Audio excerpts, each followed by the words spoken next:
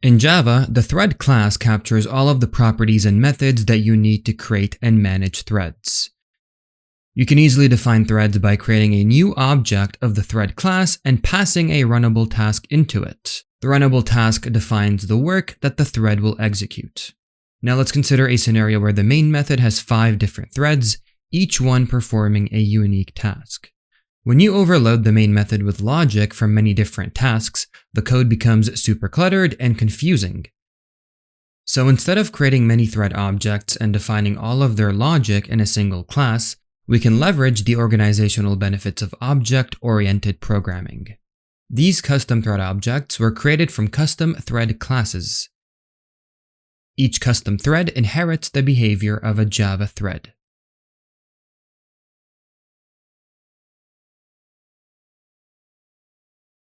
Before we start, inside the video description, I left you a link to the multithreading resources GitHub repo. Make sure to download the updated resources, extract the contents of your zip, and then once you do, load the thread inheritance starter project onto whichever editor you want to use. I'm going to be using Visual Studio Code. All right. Let's go to our starter code, and inside of the main method, you will notice 2 child threads being spawned, first athlete and second athlete, and both athletes are basically running a race. And so we essentially have 2 threads running concurrently, and the thread that finishes executing its task first essentially determines which athlete is going to win the race. So the idea is very simple, but already we see our code getting cluttered from having to define our object properties as well as the object behaviors all inside of the same class. This is no good. What we need to do is create a separate class called athlete thread. So this is a custom thread class definition that is going to inherit all of the properties and behaviors of a Java thread. So if I go to the Java thread class, here we see the thread name, the thread priority, and all of the properties and behaviors that make up a Java thread. Our custom thread class is automatically going to inherit all of these properties and behaviors, so now we can go ahead and customize it. So here, as with any class definition, I can provide it a field called bib number, because every marathon runner has a bib number. I'm going to give that field a constructor that initializes the field value upon object creation, as well as getters and setters. All right, fairly simple object-oriented programming. And now what I'm going to do is go back to main.java. I'm going to put a breakpoint at line number 18 and press debug. So you don't have to do what I'm doing right now, just follow along, press debug. When you invoke thread.start, let's see what happens next. What it's going to do is internally call a run method. This run method that's inside of our thread class, which we are inheriting inside of our athlete thread, this is the method that's responsible for executing your runnable task. So our lambda expression in this case. So it was the run method you just saw that's going to execute the behavior that we defined inside of our runnable task, which includes initializing the bib number and executing run race for the first athlete. So the take-home message is that when you invoke .start, what that's going to do is call the run method. The run method is ultimately what executes your task, so we can go over here and override the run method that we are inheriting. And here we can give the run method some logic. What our run method is going to do is execute the following task. So whenever we call .start for an athlete thread, it's going to invoke run, which is going to execute the following task. All right, let me zoom out a little bit, and this looks a lot better. And that's pretty much it. Now we can make some amends to our main class. Back over here, instead of defining the generic thread objects, what I can do is define my custom threads. So athlete thread, I'm going to call this first athlete, is equal to a new object of the athlete thread class, whose bib number is going to be 84291. You can choose whatever bib number you want. I'm going to call this guy second athlete, and he's going to have a bib number of 43114. Okay, and that should be it. Our code looks a lot cleaner, don't you think? Now I can go ahead, press run. Athlete number 84291 has finished the race. Now, the output is going to be pretty random. No thread has more priority over the other. So at one point, the first athlete could win. At another point, the second athlete could win. Who knows? Both threads are executing their respective task concurrently. And it seems that athlete number 43114, the second thread, was actually able to execute its task first. All right. Now, the output is a little bit boring. So what I'm going to do is give each thread object a name. Now, you'll remember that every thread has a name that can be accessed through a public getter, getName. Our custom thread is automatically going to inherit this public getter, which means over here I can say system.out.println first athlete.getName and second athlete.getName.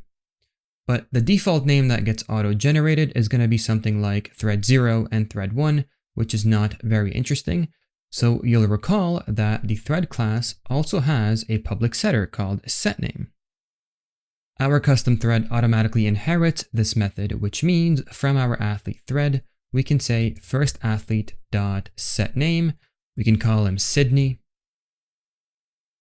and then print that thread's name. All right, but we don't want to do that over here. We want to go back to our athlete thread constructor, pass into it a string name, or maybe we'll put that at first. And because our athlete thread inherits setName from the current object that's being created inside of this constructor, we can say this.setName and set it equal to whatever name gets passed into our constructor. And over here inside of our run method, I can modify the task to also include the updated name, named the current object's name. All right. Now we need to go back to main and give each thread, each athlete a name. I'm going to call this guy Marcus Eldridge. Call this one Hiroshi Nakamura. Okay, if I run the code now, this looks a lot better. All right. I'm going to put a breakpoint at line number 5, press debug. So here I'm creating a new object of the athlete thread class, passing into it 2 arguments, a name and a bib number. The constructor that expects to receive 2 parameters is going to get called. I'm going to step into it. This refers to the current object that's being created. So this.setName is going to set the name of the current object to equal Marcus Eldridge. All right. We can view that change over here. And this is going to set the bib number of the current object to equal the one that was passed in.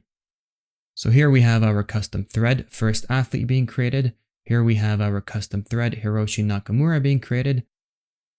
So upon passing 2 arguments while creating our object, the constructor that expects to receive 2 parameters is going to get called. This points to the current object that's being created. So this.setName is going to set the name of the object equal to whatever name is being passed into the constructor. In this case, Hiroshi Nakamura. And this is going to set the bib number of the current object equal to whatever bib number was passed in.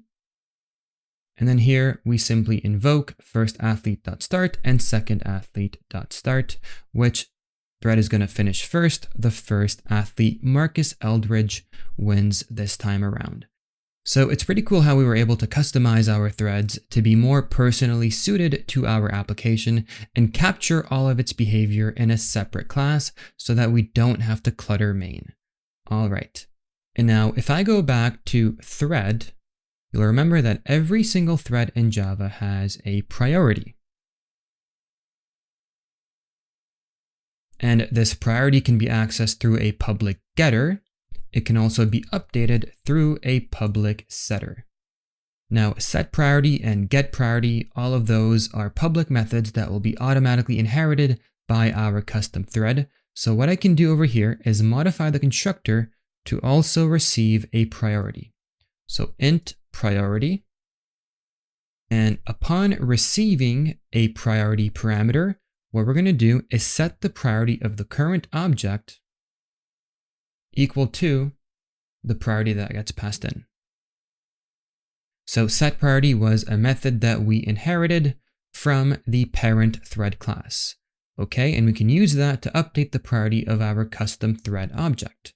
If I go back over here, I'm going to give Marcus, you know what, let's give him max priority and give the second athlete, we'll give him minimum priority. So by giving the first thread higher priority, it's going to more often than not finish executing before the second thread, which means our first athlete, Marcus, is going to be more likely to win the race.